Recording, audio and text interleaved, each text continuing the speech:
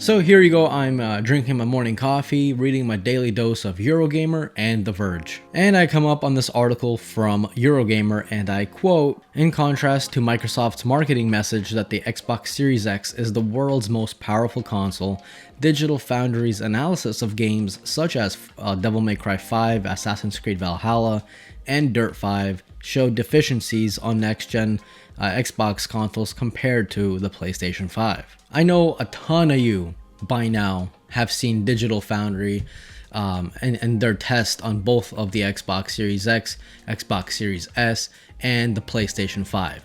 And you guys also will have noticed that the PlayStation 5 just seems to be outperforming or sometimes equal to the Xbox Series X. And before people start bashing their heads on the keyboards, leaving a comment, this is what Microsoft had to say about it. Not me, Microsoft. I'm not Microsoft. If I was, life would be much better. We are aware of performance issues and a handful of optimized titles on the Xbox Series X and S. We are actively working with our partners to identify and resolve the issues to ensure an optimal experience. Notice the word optimized. I keep reading people's comments all throughout the internet, not just on my videos, but every next-gen video that I see. People keep saying, oh, well, just wait until the developers really optimize the games for the Xbox Series X. Well, they are. In fact, most games that are brand new are optimized for the Xbox Series X. Now, to make things kind of simple, basically from what I notice playing myself and from what I notice reading, the Xbox Series X does better when it comes to ray tracing. In my opinion, it's because it has more compute cores.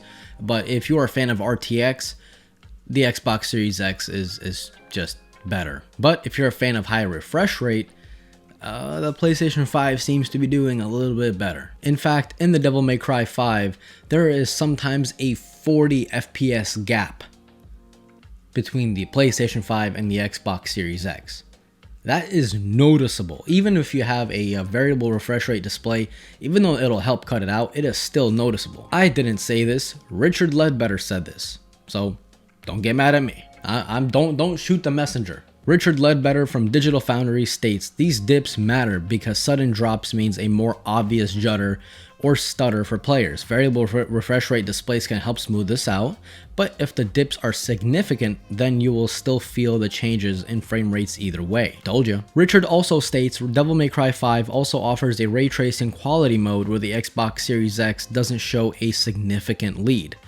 Meaning there is a lead, it's just not significant. It's not what you would think it would be if you took a look at the specs of the PlayStation or of the Xbox Series X. I really don't have any technical explanation for it except the sense you're getting here is that the PlayStation 5 spec-wise is punching above its weight and something is up with the Xbox, which on paper at least should be significantly ahead. Now, for all you PlayStation guys out there, relax. It's not all rainbows for you either. In fact, in Call of Duty Cold War with RTX turned on both consoles, obviously, the Xbox Series X holds 60 frames per second. Meanwhile, the PlayStation 5 sometimes goes down as far as 40 frames per second. That is huge. But on the flip side of things, if you're playing in performance mode, or I guess it would be called, performance mode. Wait, what's the 120 frames per second mode? Whatever they call it. Whenever you're playing on that mode, the PlayStation is ahead. So what does this all mean? Absolutely nothing. It just means that we just got to this weird kind of, well, how do I put this? This weird transition period from last generation to this generation. It's a weird transition period. Developers are still, keeping in mind the last generation to make them happy, and they're not really putting their true and full potential into the next generation, which is technically now this generation. Does it really matter if the PlayStation 5 does 120 hertz or 120 FPS on a scene where the Xbox does 115? No, trust me. If you can notice the 5% or the 5 FPS drop, then you're Jesus or something. Because dude, no one can notice a 5 FPS drop. Not even a 10 FPS drop. I mean, you'd have to be I don't know.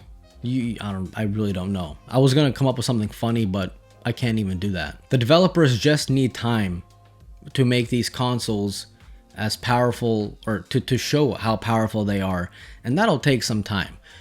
You know, I give it 1 to 2 years until we really start to optimize the games, right? Because right now the Xbox Series X and the PlayStation 5, they're not even hitting 4K 60 with RTX on games like Watch Dogs, because that game goes down to 30 frames per second.